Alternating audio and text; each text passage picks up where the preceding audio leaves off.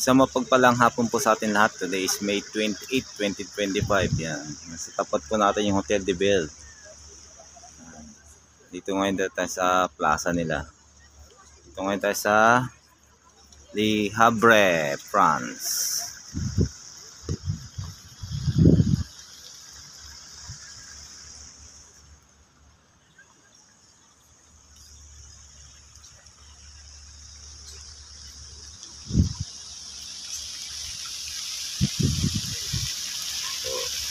Maganda.